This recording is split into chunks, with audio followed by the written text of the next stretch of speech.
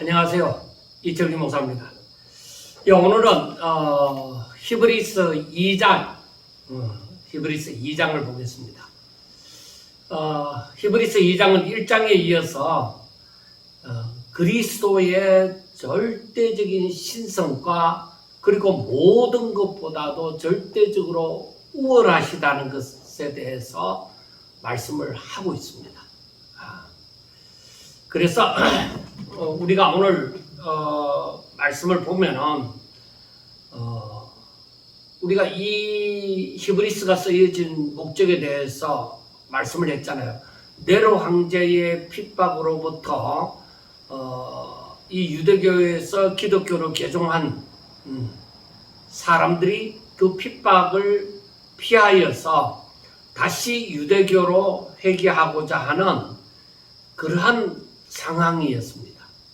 그리고 그러한 문제가 일어나는 것이 하나님에 대해서, 즉 그리스도에 대해서, 다시 말하면 복음에 대해서 확실하게 알고 있지 못하기 때문입니다. 그러니까 복음을 어느 정도 믿느냐, 그러니까 복음을 그냥 이야기처럼 어떤 이론처럼만 그렇게 알고 있느냐, 아니면 복음을 확실하게 믿고 있느냐 하는 것이 굉장히 중요한 문제입니다. 그래서 여기에 1절에서부터 먼저 4절의 말씀까지 이렇게 보면은, 그래서 이 그리스도로 말미암은 이 구원, 여기서는 큰 구원이라고 말씀을 하는데, 이 구원을 굳게 붙잡아야 될 필요성에 대해서 말씀을 하고 있습니다. 그래서 계속해서 큰 구원의 중심이 되시는 예수 그리스도에 관해서 계속적으로 이 2장은 말씀을 하고 있습니다. 자, 먼저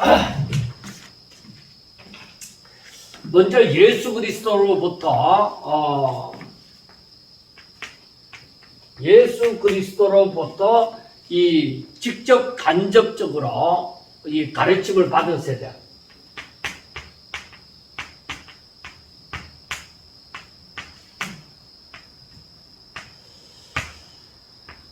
1세대라고 할 수 있죠. 예수 그리스도로부터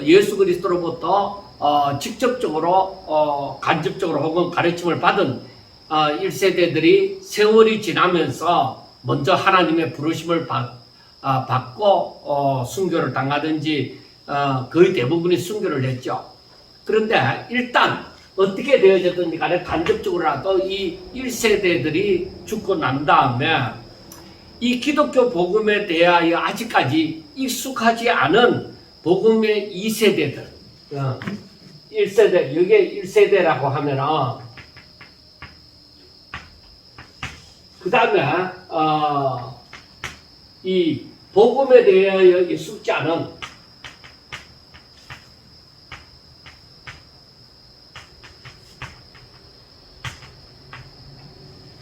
익숙지 못한 2세대들. 자, 이러한 2세대들이 점점 성장하는 가운데 이 2세대들 가운데 이때에 히브리서가 기록되었어요.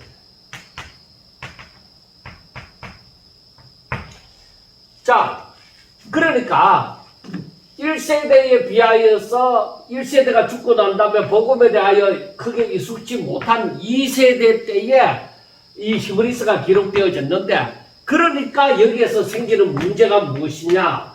자, 네로의 박해가 있습니다. 네로의 박해가 있고, 그 다음에 복음에 익숙지 않습니다. 복음에 익숙지 않으니까 여기서부터 생기는 것이 무엇이냐? 신앙의 이탈,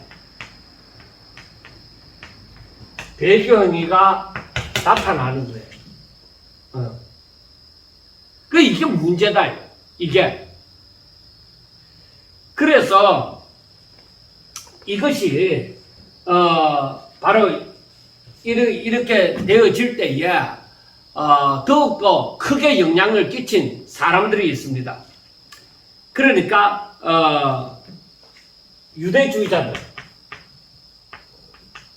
우리가 성경 바울서신을 보면서 특별히 유대주의자들에 대해서 많이 얘기를 하죠. 유대주의자들은 복음에 대하여 복음을 대적합니다. 그래서 교회와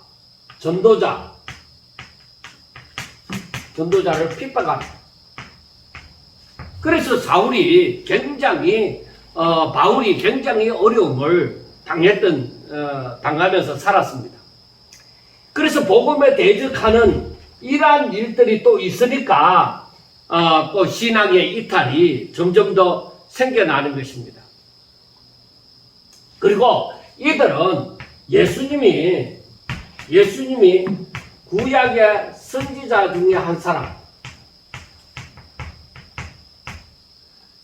중에 한 사람으로 여겼습니다. 이 사람들. 그래서 지금 이 신앙을 이탈하는 개종하여 기독교인이 된 유대인들에게 있어서 굉장히 신앙의 갈등을 느끼게 되었습니다. 신앙의 갈등은 박해가 있죠. 박해가 있고 유대주의자들의 미혹이 있습니다.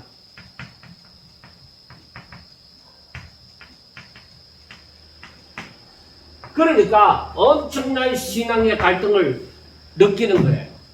그래서 이 사람들을 위해서 히브리서 저자가 이 히브리서를 기록한 거예요. 그래서 히브리서 저자가 이들에게 얘기해 주고 싶은 것이 복음은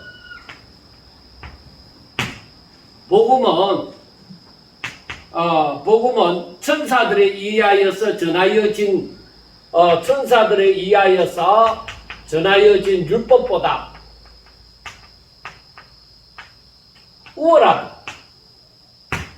우월하다는 것을 얘기를 하고 있습니다. 그리고 구원은 율법이 아니라 복음 가운데서 성취가 되어진다. 이것을 얘기를 해주고 있어요.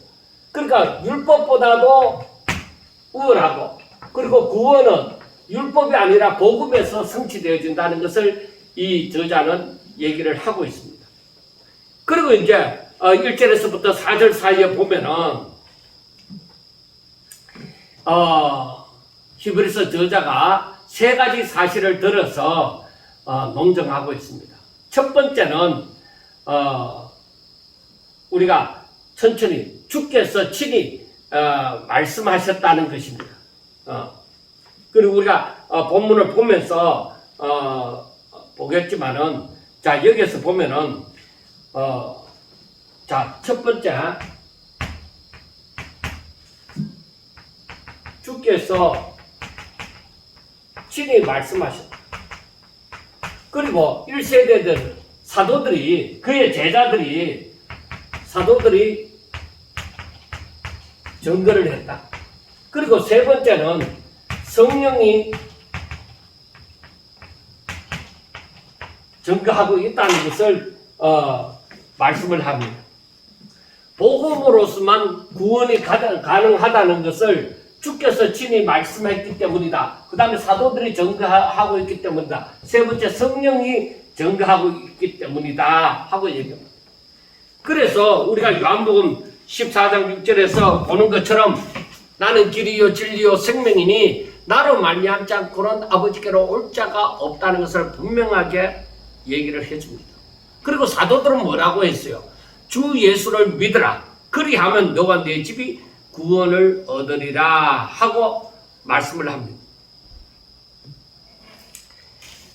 그리고 사도 요한은 예수님께로부터 직접적으로 그 말씀을 들었습니다. 교훈을 받았습니다.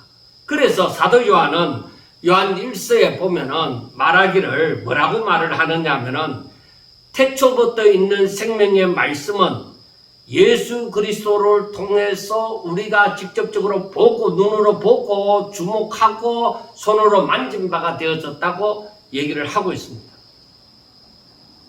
그래서 우리가 성도들이 가까이 하는 사도들의 겉면, 오늘날 우리 성도들이 가까이 하고 있는 사도들의 겉면, 즉 구원의 복음을 기록한 성경 말씀은 바로 사도들이 전하여 준 바, 저들이 직접적으로 들었던 말씀, 꼭 그것이다. 예수 그리스도의 말씀이다. 그것을 그대로 사도들이 전했다는 것입니다. 그 다음에 성령께서 전했다는 것은, 자, 여러분들 잘 보시기 바랍니다. 성령께서는 예수 그리스도께서 공생의 기간 동안 가르치고 말씀하신 구원의 복음을 우리들에게 기억하게 하고 깨닫게 하십니다. 어떻게? 성령은 곧 하나님의 영이시고 진리의 영이시기 때문입니다. 그리고 성령은 모든 성도들이 예수 그리스도 안에서 구원을 받음으로 점점 더 하나님의 말씀을 순종하고 하나님 앞에 영광 돌리도록 우리를 인도하시고 교훈하십니다. 그래서 우리가 알아야 되는 것은 요한복음 14장 6절에도 말씀을 하지만 성도의 구원은 참 길이요 진리요 생명이신 예수 그리스도만을 통해서만 가능하다 하는 것을 우리가 분명하게 알아야 됩니다. 우리가 복음을 알고 나서 이때 히브리스가 쓰여졌을 그때 당시의 성도들, 이제 기독교에서 유대교로 다시 돌아가고자 하는 성도들을 생각해 볼 때에 바로 저들은 이 구원의 길을 따르지 않고 다시 율법으로 돌아가고자, 즉 죄와 사망의 법의 종로로 타고자 하는 그러한 길로 다시 들어가는 것을 생각할 때 정말 안타까움을 가질 수밖에 없습니다. 그 원인이 무엇이겠느냐? 저는 역시나 하나님을 잘 모르기 때문이다. 즉 복음을 잘 알지 못하기 때문이다. 그러니까 듣긴 들었는데 이것을 하나의 이론으로 받아들이긴 받아들이고 그 다음에 내가 확실한 믿음을, 그 복음에 대한 확실한 믿음을 가지지 않았기 때문이다 이 말입니다. 오늘날에도 마찬가지입니다. 이 복음을 듣긴 들었습니다. 내가 지식적으로 알긴 알았습니다. 그런데 문제는 뭐냐? 내가 어느 정도 믿느냐는 것이에요. 어느 정도 믿느냐, 아는데 내가 어느 정도 믿느냐는 것입니다. 그래서 오늘 말씀에 보면은, 그러므로 우리는 들은 것에 대하여 더욱 유념함으로 우리가 흘러 떠내려가지 않도록 함이 마땅하니라 하고 말씀을 합니다. 자, 우리가 들은 것에 대해서 더욱더 유념해야 된다. 그렇게 말씀을 합니다. 우리에게 중요한 것은 내가 지식적으로 알고 있는 것, 그런 사람들은 아마도 많을 겁니다. 안 믿는 사람도 들어서, 교회는 이렇게 얘기하지, 예수님이 십자가 못 박혀 죽으셨고, 인류의 죄를 짊어지시고 십자가 못 박혀 죽으시고 3일 만에 다시 살아나셨다 하는 정도는 요즘 같으면은 안 믿는 사람들도 그 정도는 다 알고 있습니다. 그런데 그것을 알고 지식적으로 알고 있다고 해서 저들이 구원받는 거 아닙니다. 믿어야만 하는 것입니다. 믿는다는 것은 그 말씀을 따라서 순종한다는 거예요. 내 삶에 그대로 적용을 시킨다는 거예요. 그래서 우리가 오늘 말씀에 보면은 우리는 들은 것에 더욱 유념함으로, 자, 우리는 들은 것이 뭐예요? 복음을 들었잖아요. 그런 것에 대해서 더욱 유념하는, 중요하게 생각한다는 거예요. 유념함으로, 그래서 우리가 흘러 떠내려가지 않도록, 흘러 떠내려가지 않도록,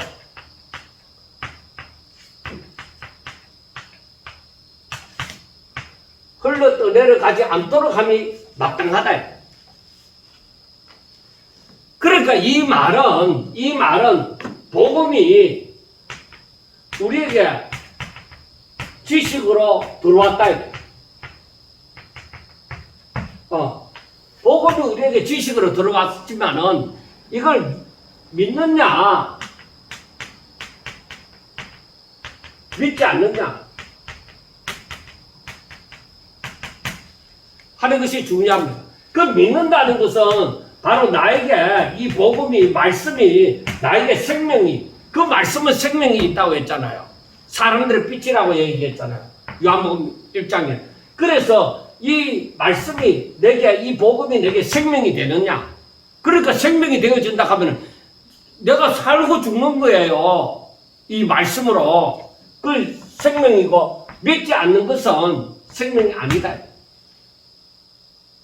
그냥 지식이다.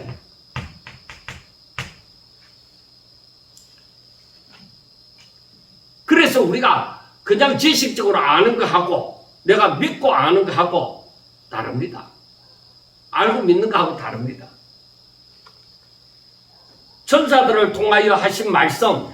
자, 천사들을 통하여 하신 말씀. 이게 뭐예요? 바로 율법이잖아요. 천사들로 말미암아 천사가 모세에게 주어서 그것이 전하여진 바, 그 말씀이 율법이 경고하게 되어져서 우리에게 전해져서 모든 범죄함과 불순종함, 모든 범죄가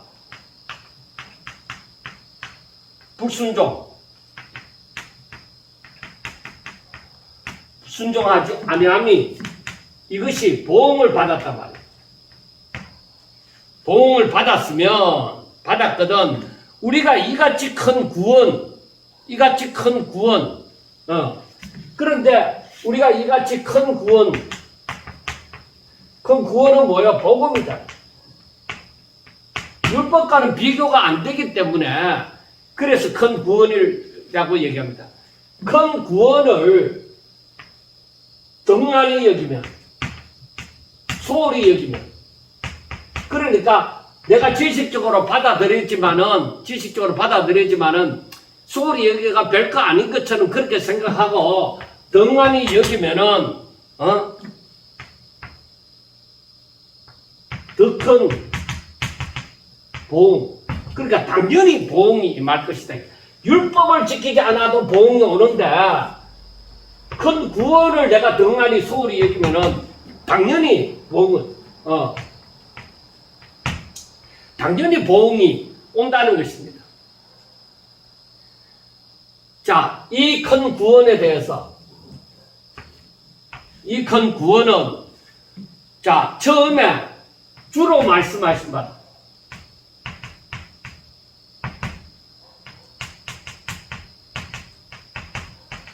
주로 말씀하신 바고, 그래서 들은 자들이 우리에게 확증한 바니, 두 번째, 들은 자들. 그러니까 사도들이, 제자들이 확정한 바고, 우리들에게 전하여 줌으로 확정한 바고, 하나님 또 표적들과 기사들과 여러 가지 능력 및 자기의 뜻을 따라 성령이 나누어 주신 것으로서 그들과 함께 증가를. 그 다음에 성령으로 증거했다.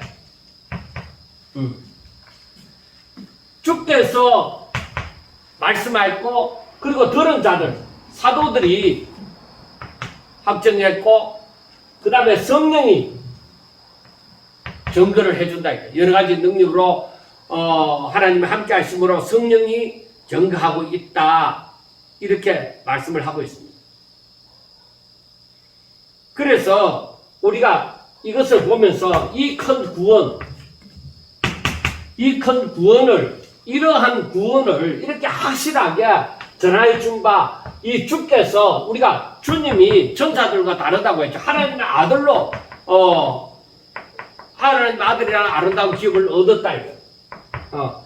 그래 우리 주님은 영원하신 분이시다. 천사들 선지자들하고 비교가 안 되십니다. 그러니 그러한 주님이 직접 말씀하신 바 그런 하나님의 영광의 광채시요 본체시다. 그러니까 그러한 주님이 직접 말씀하시고 그의 제자들이 사도들이 합정을 했고 그리고 하나님의 영이 증거를 한다. 그러니까 이 큰 구원을 등한히 여기면 어떻게 되겠느냐는 것입니다.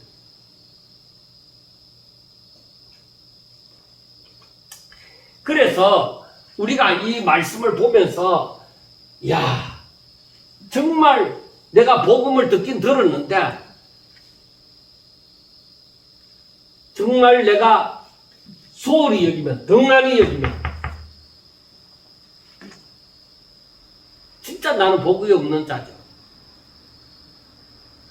근데 반대로 내가 이 복음을 듣고서 더욱더 복음을 알아가고 내가 이게 믿어지고 여기에 구원이 있다고 내게 믿어진다. 그리고 내가 믿는다는 거야. 이게 바로 하나님의 은혜 가운데 내가 복이 있는 자의 삶을 사는 거예요.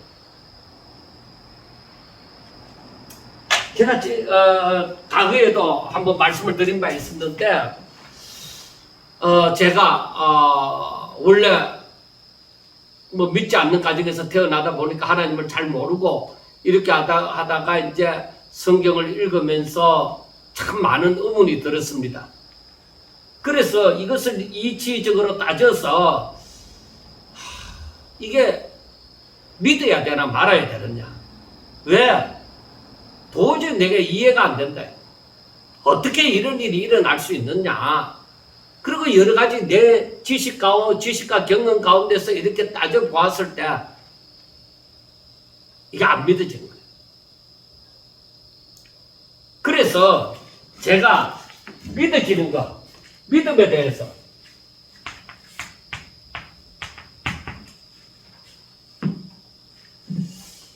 믿음이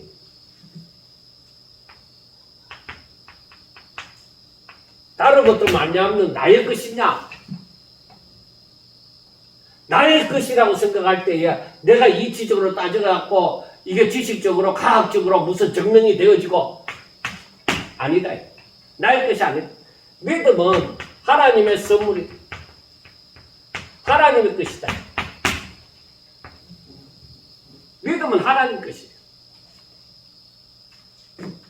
우리가 에베소서 2장 8절에 나오는 말씀처럼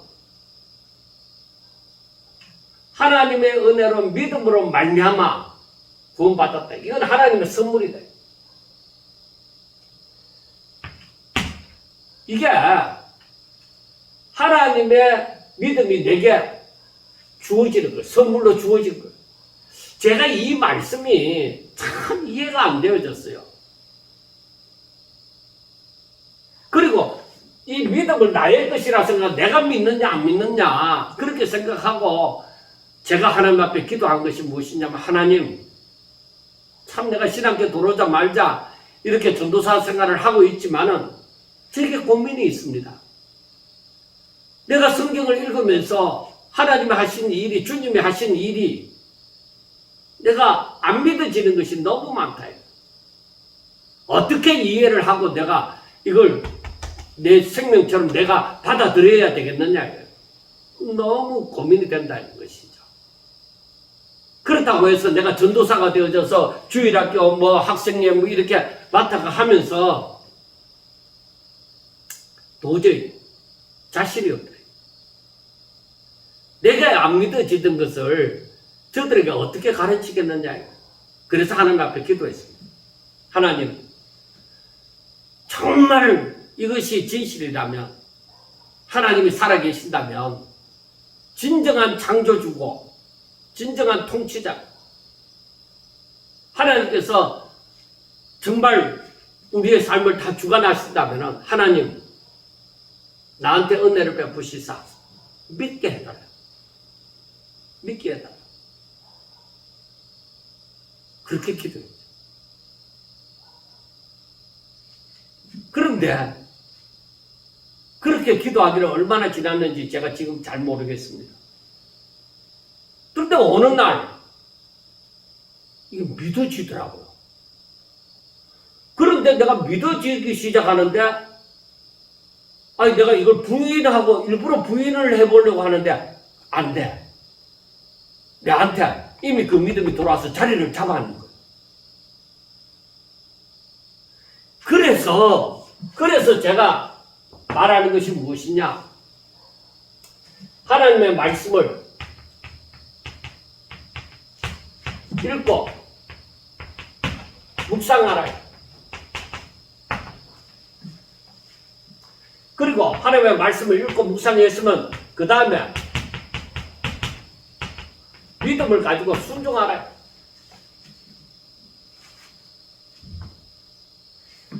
그러면은 이렇게 되어지면은 여기에서 믿음이 자란다.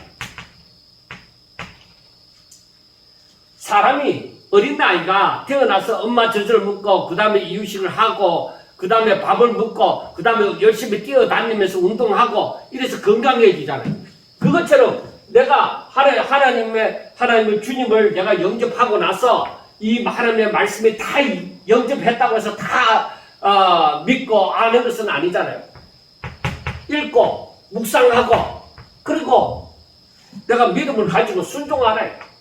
그때에 내 믿음이 자라나기 시작합니다. 성장하는 거예요. 이렇게 해서 예수 그리스도의 장성한 분량에 이르도록 자라나요. 이게 참 중요하다. 하나님의 말씀을 읽지 않고 묵상하지 않고 듣지 않고 믿지 않고 순종하지 않고 믿음이 자라는 걸 바라는 것은 그건 샤머니즘이에요. 저는 완전히 그렇게 생각하는 거예요. 우리의 믿음이 어디 있느냐? 우리의 믿음이 어디 있느냐? 우리의 믿음. 믿음은 순종에 있다. 행함에 있다. 이것이 산 믿음입니다.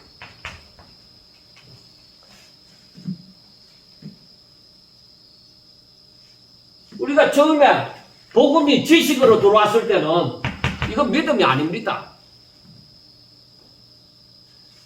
이것이 나에게 있어서 생명으로 받아들여질 때 그때의 믿음입니다.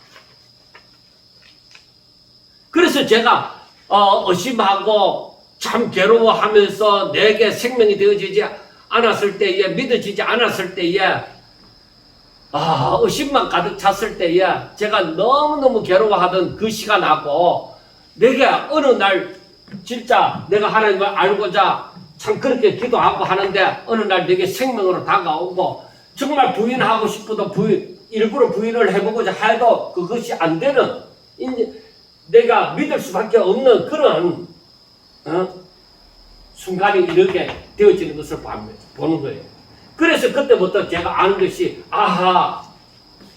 이 믿음은 순종이 야고보스가 말하는 것처럼 그 믿음은 그냥 지식적인 게 아니다. 그 믿음은 생명이기 때문에 그 믿음은 생명이 그 안에 있는 거기 때문에 바로 순종이 당연히 따라온다.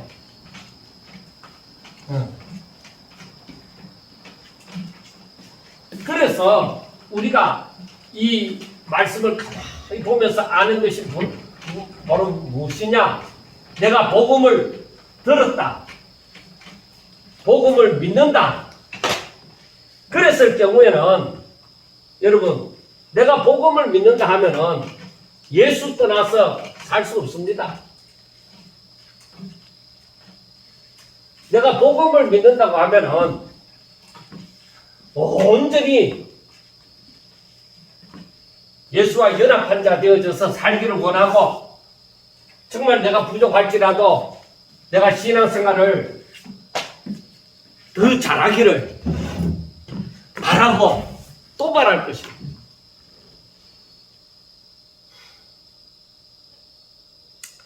자, 그 다음 5절부터 보면은 이제 여러분 이 말이 5절부터 보는 이 말이 좀 깊이 들어가는 말이에요.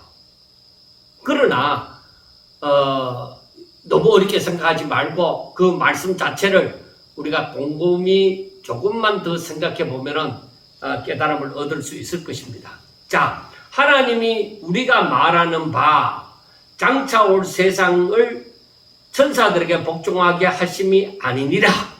자,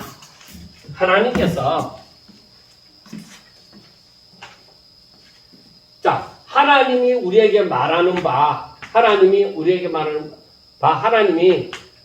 장차 올 세상, 앞으로 다가올 세상을 천사들에게 복종하게 하심이 아니라. 장차 올 세상에 우리 사람이 천사에게 복종할 것이냐? 아니다. 하나님이 우리가 말하는 바 장차 올 세상을 천사들에게 복종하게 할 것이냐?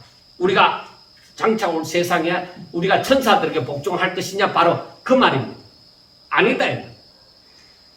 그러나 누구인가가 어디에서 증언하여 이르되 사람이 무엇이기에 주께서 그를 생각하시며 인자가 무엇이기에 주께서 그를 돌보시나이까?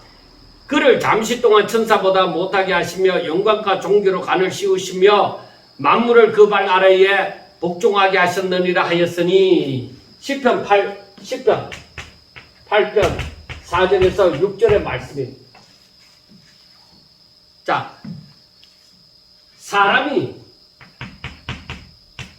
무엇이기에 주께서 그를 생각하시며 인자가 무엇이기에 주께서 그를 돌보시나요?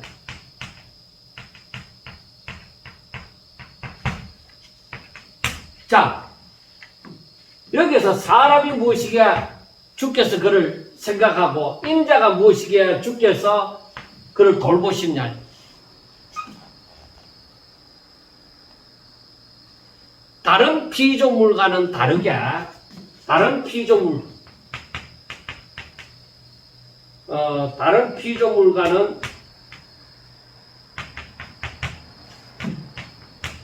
다른 사람이 받은 축복이 그게 뭐예요? 하나님의 형상과 하나님의 모양대로 지음을 받았다. 그리고 만물을 다스리라, 정복하라, 복종하게 하십니다. 그를 잠시 동안 천사보다 못하게 했다. 잠시 동안 천사보다 못하게 했어.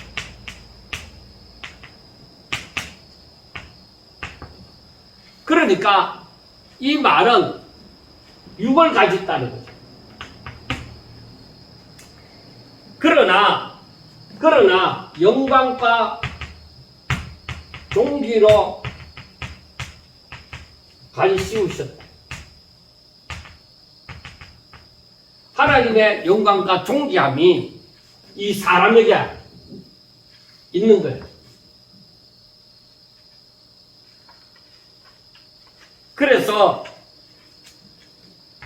그래서 어떻게 했어요? 이거 만물을 그 발 아래에 복종하게 하신 거예요.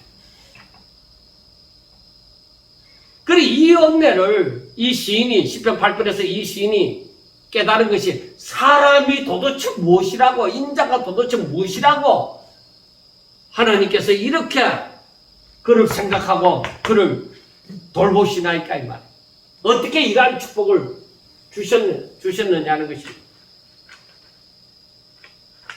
만물로 그에게 복종하셨은즉 복종하지 않은 것이 하나도 없어야 하겠으나, 자, 만물을 그에게 복종케 했으니까 다 지금 또 뭐요? 다 복종해야 되겠는데, 지금 우리가 만물이 그에게 복종하고 있지 않는 것을, 복종하고 있는 것을 보지 못한다. 그러나 지금은 그렇지 않다.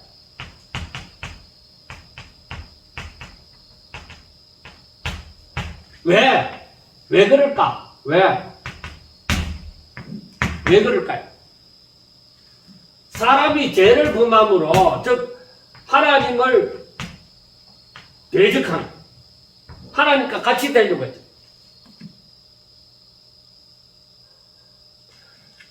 바로 복이 이렇게 주어졌는데 저들이 죄를 범함으로 말미암아 지금은 그렇지 않다. 그 복이 없어져. 오직 우리가 천사들보다 잠시 동안 못하게 하심을 입은 자. 자, 우리가 여기에서 잠시 천사보다 못하게 하심을 입은 자.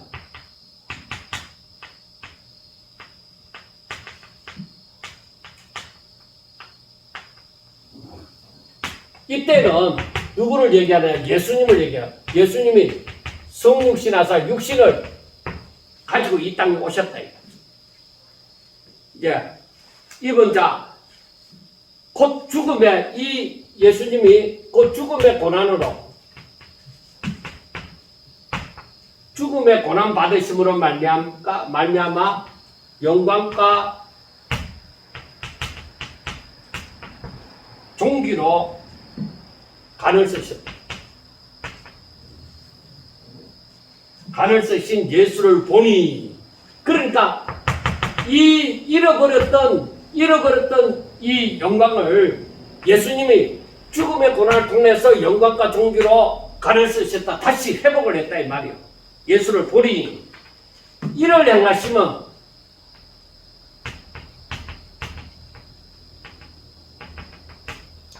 이것을 행하시는 것은 하나님의 은혜로,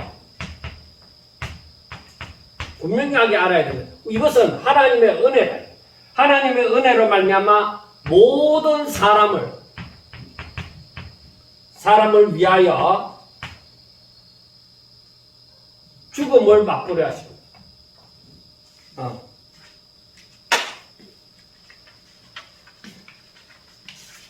모든 사람을 구원하시고자 이렇게 죽으신 것이다 이 말이에요. 무슨 말인지 이해가 되겠습니까? 사람이 지음을 받았을 때야 하나님께서 저를 축복하사 만물을 그 발 아래 복종하게 하고, 즉 만물을 다스리라, 이 땅을 정복하라 그랬잖아요. 다른 피조물을 다스리도록 했잖아요. 그런데 죄를 범하죠. 그 죄가 뭐야? 하나님과 같이, 눈이 밝아서 하나님과 같이 되고자 했는 것이죠. 그러니까 그 받은 복이 지금 있어요. 영광과 종기로 간을 썼는데 그게 있어요. 다 잃어버렸다. 그런데 예수님이 오사 하나님의 은혜 가운데서 이 사람들을 구원하시고자 죽으시고, 천사보다 못한, 잠시 천사보다 못한, 그러니까 육신을 입고 이 땅에 오사 이 사람 죄인들의 모든 죄를 짊어지시고 십자가에 못 박혀 죽으심으로 다시금 그 영광과 종기를 회복했다. 가져오게 했다. 그 모든 사람을 위하여 죽으심을 맛보심이라 하는 것이 바로 그 말. 그러므로 만물이 그를 위하고 또한 그로 말미암은 이가 많은 아들들을 이끌어 영광에 들어가게 하시는 일에 그들의 구원의 창시자를 고난을 통하여 온전하게 하심이 합당하도다. 자, 만물이 그를 위하고 그로 말미암은 이. 그러니까 그러니까 우리가 알아야 되는 것은 모든 것이 만물이 그로부터 나오고 그에게로 돌아간다. 만물의 근원이 하나님에게서다. 그리고 하나님의 영광을 위해서 사는 것이다. 바로 그 말이에요. 만물이 하나님의 영광을 위하여 창조되었고 또 모든 것이 하나님께로부터 나왔고 하나님의 영광을 위하여 창조되어졌다 이 말이에요. 그래서 많은 아들들을 이끌어 영광에 들어가게 하시는 일에 그들의 구원의 창시자 예수를 고난을 통하여서 온전하게 하심이, 즉 예수님이 고난 받으심으로 이들을 회복시키심이 합당하다. 그게 하나님의 뜻이잖아요.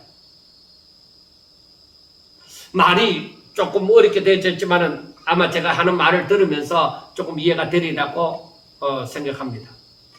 자, 그 다음에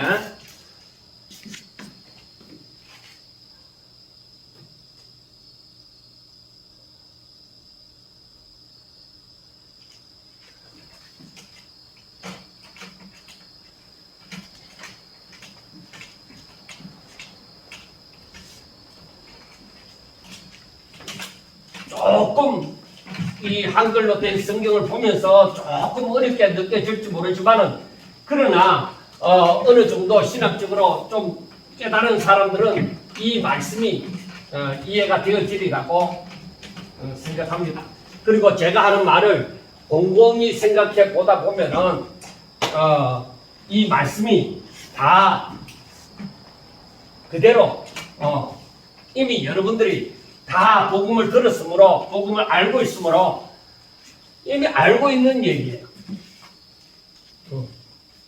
복음에 대해서 들었기 때문에 다 여러분들이 이해를 하리라고 믿습니다.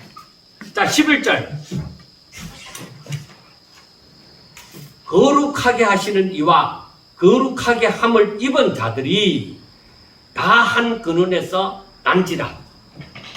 자, 저들을 죄악 가운데서 건져서 구원을 받게 하시는 그 거룩하게 하시는 이와 예수와 그리고 거룩하게 함을 입은 자들, 사람들이 다 한 근원에서 난지라. 한 아버지에게서 나왔다 이게. 그래서 형제라 부르시기를 부끄러워하지 아니하시고, 그러니까 아버지에게서 하나님께로부터 난 자잖아요. 그래서 요한복음 1장에서 말씀하는 것처럼 하나님의 자녀가 되어졌잖아요. 그래서 예수님이 맏아들이 되시고 그 사람들이 이제 구원받은 자들이 그 다음 아들이 되는 거죠.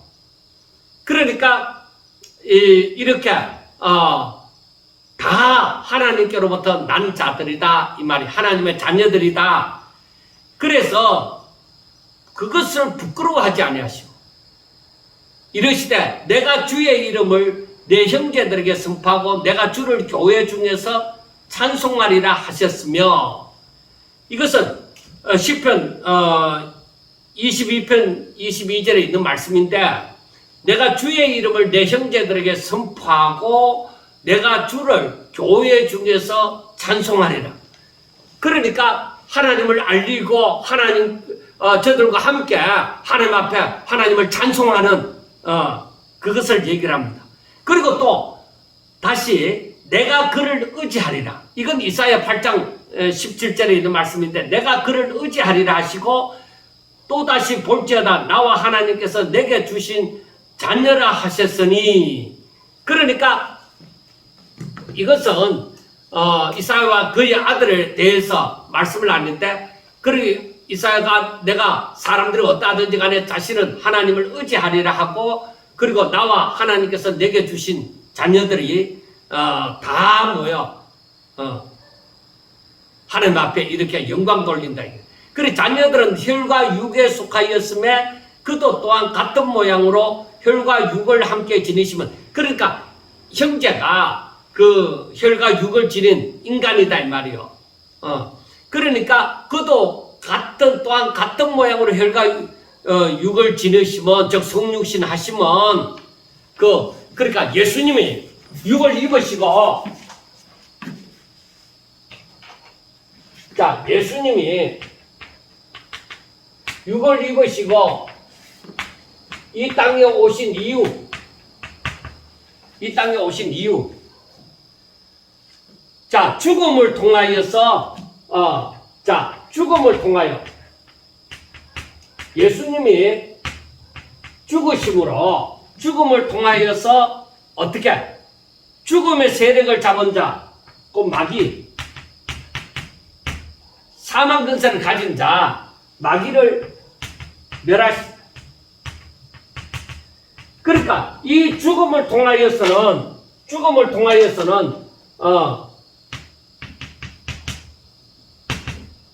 사망 근세를 이기는 거죠. 즉 부활하심으로.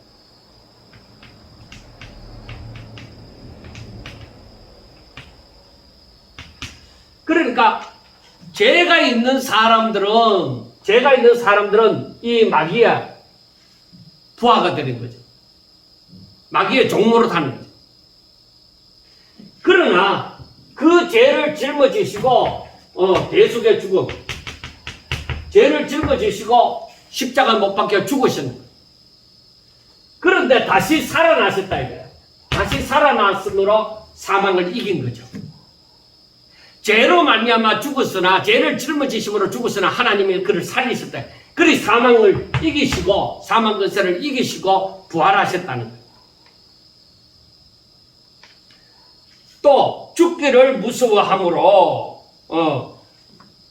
한평생 종로로 타는 모든 자들을 놓아주리 하시더니. 자, 두 번째, 죽기를 무서워하는 자들을 죽음에서 자유케 하시다는 거예요. 죽기를 무서워함으로 한평생 매여 종로로 타는 모든 자들을 놓아주려 하시더니. 자, 이제는 뭐요? 이제는 예수로 말미암아, 예수를 믿음으로 말미암아서 죄에서 해방이 되어졌다. 죄에서 해방이 되어졌다. 그래서 영멸이 아니라, 영원히 멸망이 아니라 영생을 하게 되어지는 거예요. 산자가 되어지는 거예요. 죽은 자가 아니라 이제는 산자가 되어지는 거예요. 예수 안에서, 예수님이 부활하심으로 말미암아 내가 그 안에서 영생, 산자가 되어지는 거예요. 무슨 말인지 알겠어요? 내가 죄 때문에 사망의 고통 속에서 늘 살아가는데 예수를 믿음으로 말미암아서 내가 죄에서 해방이 되었다. 내 죄가 사망을 당연히 가져올 수밖에 없는 죄의 사기는 사망이, 이제는 죄값을 예수님이 내 대신 치르심으로 이제는 그 사망이 내게 찾아올 일이 없다. 이게. 나는 이제 산자가 되어졌다. 그래, 하나님은 산자의 하나님이시다 이 말이에요.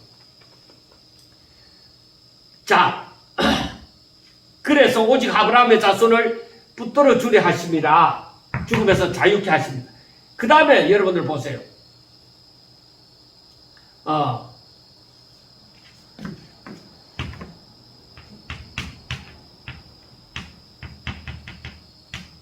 그 영적 아브라함의 자손을 붙들어 주신다. 영적인 아브라함의 자손을 붙들어 주신다.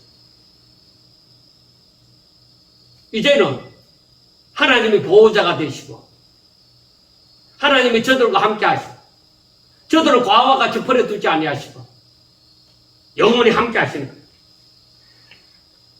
자, 그러므로 17절, 그러므로 범사에 형제들과 같이 되심이 마땅하도다. 자, 형제들과 같이 되심, 구원받은 자들과.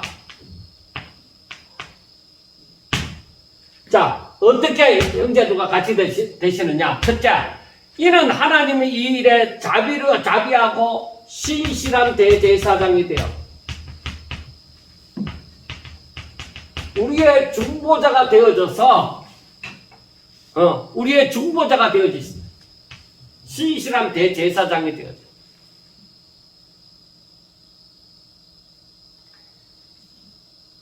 백성의 죄를 속량하시고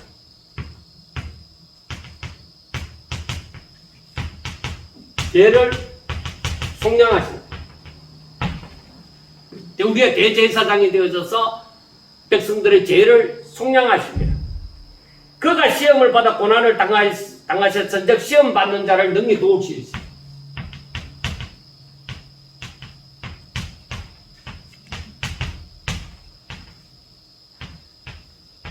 그래서 이 육신을 있게 되어진 것은 바로 저들의 중보자가 되어진, 저들과 똑같은 사람으로서 죄 없는 자로서 대제사장이 되시고 저들의 죄를 그리고 속량하시고 시험 받는 자를 돕고자 하십니다. 저의 모든 아픔과 모든 것을 다 체휼하시고 되어지니까 육신을 가지시고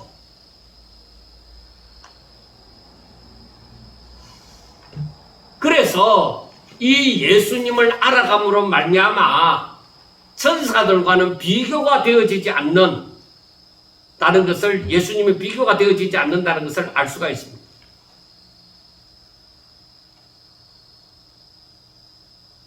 잠시 동안 천사들보다 못한 그 육신을 입고 고난을 당하시고 죽음을 당하셨지만은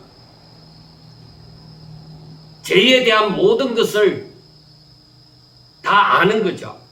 그래서 시험 받는 성도들을 구속하는 대제사장의 직책을 완전 무결하게 수행하심으로 말미암아 누구든지 저에게 오면 구원함을 얻고 자유와 죽음으로부터 자유함을 얻고 그리고 확실한 소망을 가지고 하나님이 저들과 함께하여 주시는 그런 놀라운 축복을 받게 되어지는 것이죠. 이렇게 큰 구원을 정말 복 없는 자처럼 등한히 여기지 말아요. 소홀히 여기지 말아요. 나도 그거 알고 있어. 아니요, 그거 가지고 안 돼. 알고 있어서 능력이 나타나는 게 아니에요. 내게 생명이 되어질 때, 내가 부인하고 싶어도 부인이 안 되는 그렇게 생명이 되어질 때, 그렇게 완전한 확실한 산 믿음이 되어질 때에 능력이 있는 거예요. 성령의 역사가 일어나는 거예요. 하나님의 임재가 있는 거예요. 말씀이 생명이 되어서 말씀이 능력이 되어지고 말씀이 내게 확실한 소망이 되어지고 그 말씀은 나에게 길이요 진리요 생명이 되어지는 이런 놀라운 역사를 체험하게 되어지는 것입니다. 사랑하는 여러분, 예수님을 알아가면 알아갈수록 우리는 더욱더 주님을 의지할 수밖에 없습니다. 내가 정말 하나님을 믿고 저기 그리스도를 영접하고 하나님의 말씀을 읽고 묵상해 간다면 하나님께서는 성령을 통하여서 우리들에게 하나님의 영이신 성령을 통하여 우리들에게 이것을 깨닫게 하여 주시고 또 순종하게 하고자 우리를 날마다 도와주실 것입니다. 사랑하는 하나님을 믿는 백성 여러분, 날마다 신앙이 자라가서 그리스도와 더욱더 친밀하게 교제하고 믿음으로 신앙을 고백하는, 그래서 하나님 앞에 더욱더 영광 돌리는 아름다운 일들이 일어나시기를 주의 이름으로 축원합니다. 감사합니다.